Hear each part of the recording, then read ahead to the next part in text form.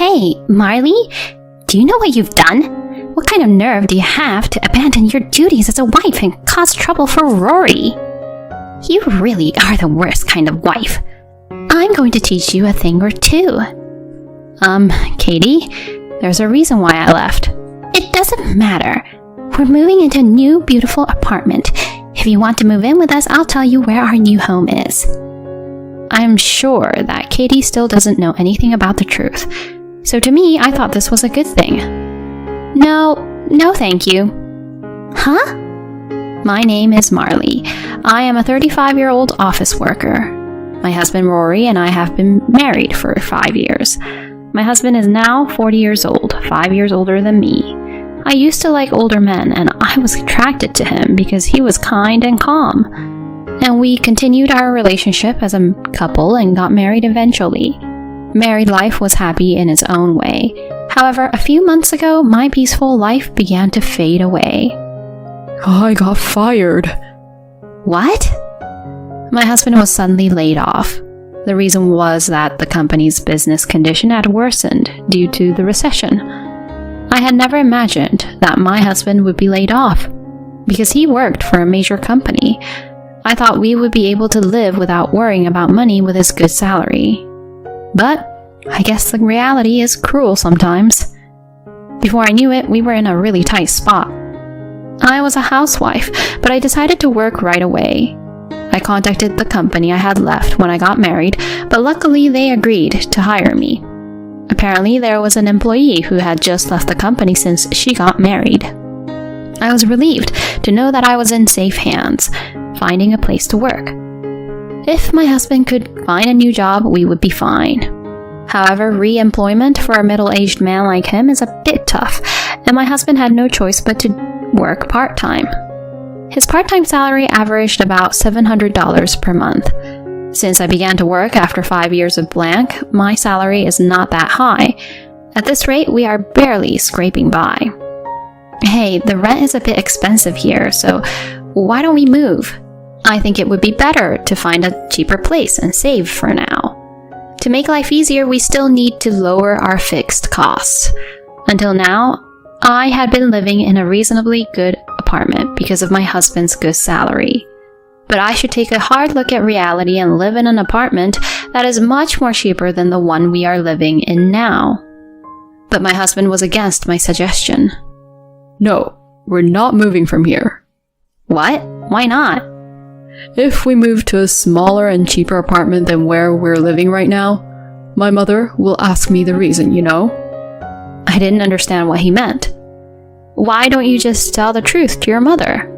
That we were having a hard time making ends meet because you got laid off due to the recession. When I said that, my husband's face turned red and he raised his voice. Stop it. Don't ever tell my mother that I got laid off. We can pay the rent with your salary and my earnings. So why don't we just leave it as is? I was surprised and disappointed at the same time. Is his pride and vanity more important than protecting our married life? Even though we're barely able to pay the rent, our life is so difficult that we can't save any money at all, which is why I was proposing to move out like this to him. But my husband would not even try to understand my point when it came to this, so I had no choice but to give it up. After that, life continued to be difficult. In the midst of all this, my husband said this to me. Hey, is this all you cooked for dinner today? You used to cook a lot more dishes. You're not skipping work just because you started working, are you? You should be more efficient in balancing work and family. My husband's words made me angry, so I argued back. It can't be helped. Our life is really in a tight spot right now. I'm doing my best at home and at work. Someone is too proud that he insists on living here that I have no choice but to cut back on food expenses. Or maybe if he could just go and earn more money, that would be better. When I said this in a provocative way, my husband snapped. What the heck? Don't say that to me, like you're trying to get back at me. You just wait and watch. I'll get another job at a major company and earn more money than you. That's how angry my husband was. I thought he was being annoying, but I convinced myself that if this had motivated my husband, that was fine. However, my husband, who was originally unable to find a new job and had to work part-time, would never be able to find a new job even if he became motivated now. I could understand if he studied a lot and got different qualifications or something like that to prove his skills, but he didn't do anything like that, and he just worked part-time. My husband got fed up by the interviewers at every job interview, and having to please the interviewers, who were all most likely younger than him, and eventually stopped job hunting. I was disappointed that he had given up after declaring what he had said and saying he would earn more money than me. And it is not only my husband that I am worried about. I just received another call earlier today. It was my mother-in-law, Katie, who'd call me even though I was at work. In the morning alone, there were more than 10 missed calls from her. When I returned the call during my lunch break, Katie's voice was screaming from the other end of the line. "Hey, you should answer the phone right away. I told you last time that I was at work, didn't I? I don't care about your stupid work. You better prioritize my calls." Since Katie lost her husband a year ago, she has been calling me a lot. Perhaps it was because she felt lonely, but her phone calls felt like they were always trying to monitor me, asking me if I was properly supporting her son. And recently, when she heard that I had started working, she got angry like a demon, and now she is calling me at work like this. "So, I wonder if you're discussing with Rory properly. I haven't gotten a straight answer from him at all." "I'm sorry, but we can't live together, Katie." "I'm not asking for your opinion. I don't think Rory would be opposed to that idea." "No, my husband also says that we can't right now. Besides, we are in a difficult financial situation right now." "What do you mean? Rory works for a major company. He's well paid, so he should be able to afford to live." I am always at a loss for words when she'd say things like that to me. I'm not allowed to tell Katie about Rory being laid off, so he can't tell her the truth either. Therefore, Katie assumes that I am selfishly working but lying about how hard it is to make ends meet. Katie's phone calls are insistent, not only when I am at work, but also when I am home in the evening. Generally speaking, a wife should make it her priority to support her own husband, and taking care of her husband means taking care of his mother too. You haven't come to see me at all recently. You should come visit here. I'm exhausted from my full-time job as an office worker, and my husband works on shift during weekend as well. That's why our days off don't match. I'm sorry, we're both very busy and our schedules don't really work out. I don't care about your schedule. Besides, Rory is off on weekends, right? He can come either way. Katie must be very frustrated with me because she kept insisting us to visit her. I thought it was time for me to give up, so I tried to tell her the truth about my husband. No, my husband is currently working on weekends and... Huh? What do you mean? Actually... As I was about to tell the truth, my husband, who had been lying on the sofa watching TV earlier, ran up to me and took my phone. "Oh, Mom, I'm sorry. I haven't been able to visit you lately. I'm actually working on a big project right now, and I'm also working on my days off. I'll come see you after I get settled with work." With that, my husband hung up the phone and handed it back to me. What are you doing? Why were you trying to tell my mother the truth? Let's just talk honestly to her about the truth. If we continue on like this, she'll always misunderstand. I'm sorry, but don't tell my mother about it. Why don't you just let go of that petty pride already? Shut up. I've been providing for you all this time. Yet how dare you talk to me like that? With these words, my husband retreated to his room. I'm already stressed out because we're barely making ends meet, but when his mother-in-law's criticism and my husband's selfishness were added to the mix, it's just too much for me. My husband says his job is too much work and does not do any housework. He works on weekends and once or twice a week during the weekdays. Since he's capable of working, I would like to see him increase his income by taking on other part-time jobs or a full-time job. Or I want him to learn how to take care of the house and take the initiative to do the chores. I decided to leave home for a while because I was fed up with my husband who complained about various things, even though he wasn't doing it, and leaving all the housework to me. And plus, I was making more money than him. I decided to go back to my parents' house for a week or so to show my husband how hard housework is. I had told my parents in detail about the current situation at home, so they told me that I should just get a divorce as soon as possible. Yet I had been romantically married to my husband, and we had been married for 5 years, so I did not want to go through a divorce so easily. I thought that if I was going to divorce him, I would do everything I could to try to improve the situation, and if that didn't work, I would divorce him. Sure enough, when I returned to my parents' house, I received a phone call from my husband. Hey, when are you coming home? Where's my dinner? I won't be home for a while, so do all the housework in the meantime by yourself. Huh? You've got to be kidding me. Don't be stupid, just come home and do the housework. No, I won't. I'll make you understand how hard house chores are. You have to clean the house, do the laundry, and cook all by yourself. So you'll know how hard it was for me to do all that while I'm working. I said that as I hung up the phone. My husband had called me many times, but I ignored all of them. For the first time in a long time, life at my parents' house was very relaxing. The three of us could share the housework with my father and my mother would say, "Aren't you tired?" And she served us many home-cooked meals. I really appreciated the fact that I didn't have to do anything and the meals got served. So I stayed at my parents' house for about a week. I really wanted to stay a little longer, but my parents' house is quite far from my workplace, and it takes me an hour and a half each way to commute, which is hard, and I thought it was about time my husband understood how hard housework is. Then I came home for the first time in a long time. I was worried that it might be dirty, but the rooms were cleaner than I had expected. But I felt somewhat uneasy. Could it be?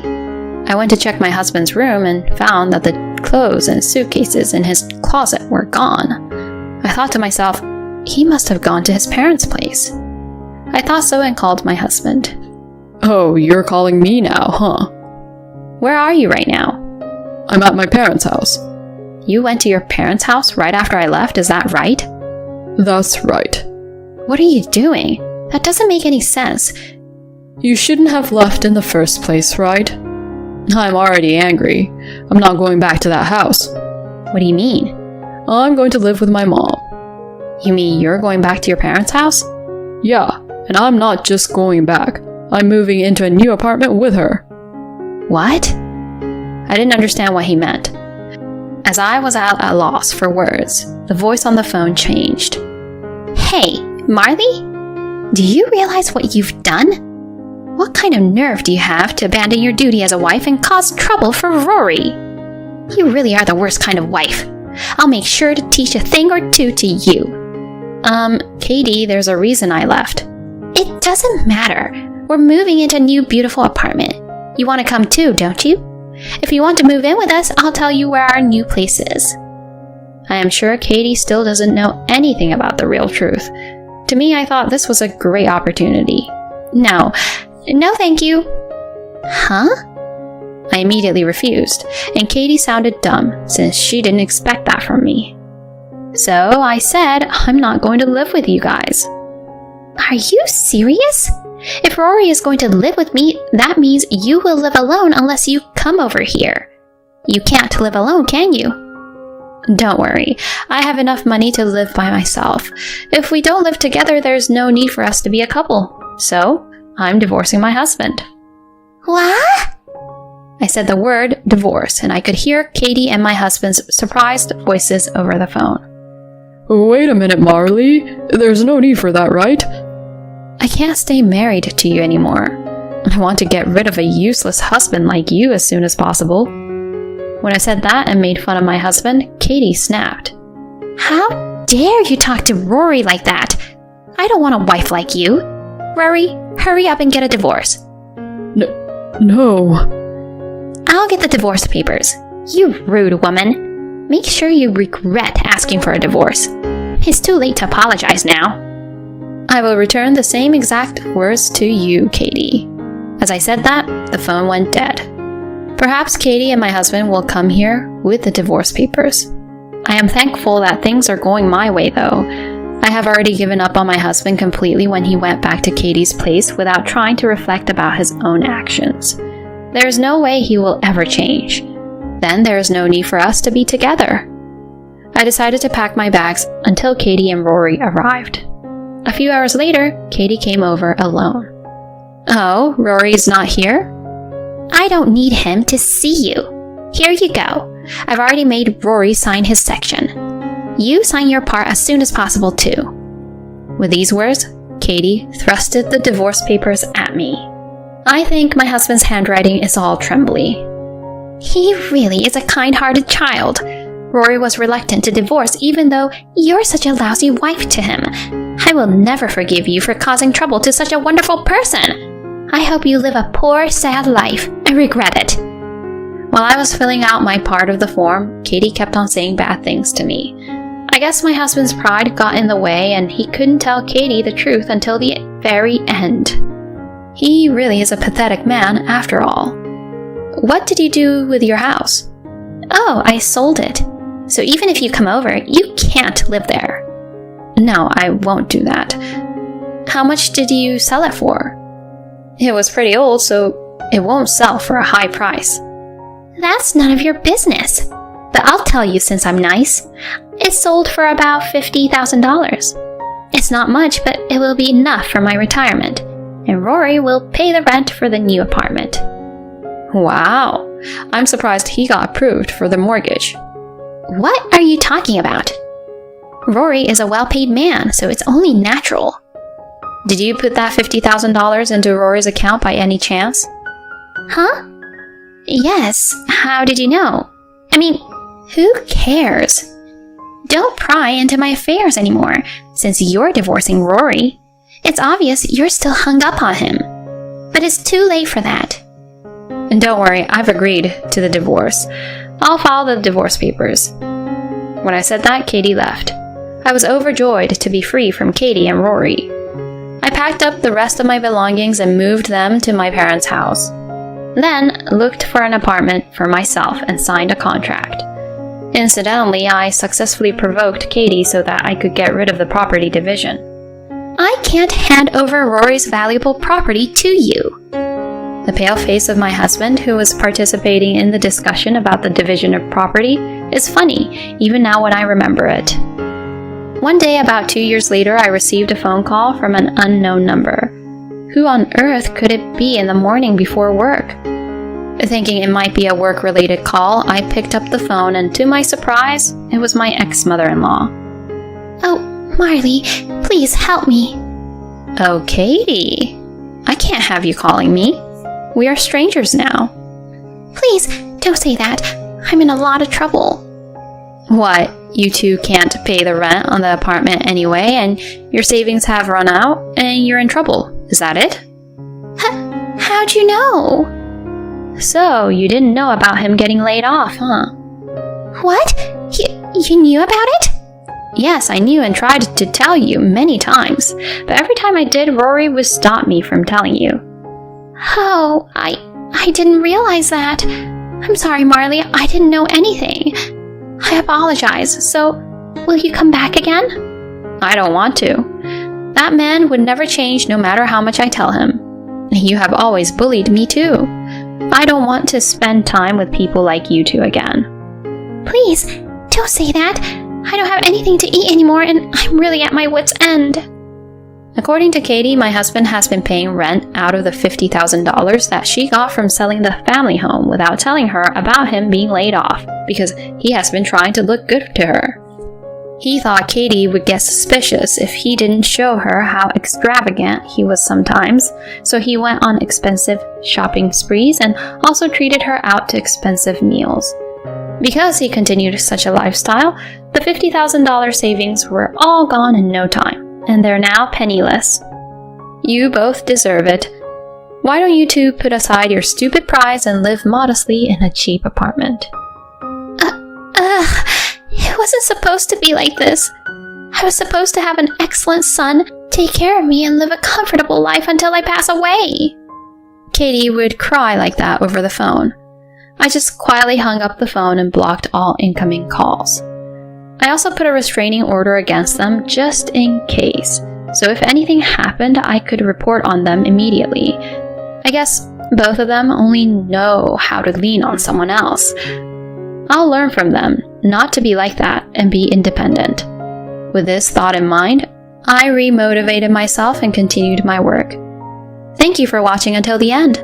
If you enjoyed the video, please subscribe to our channel. See you in our next video.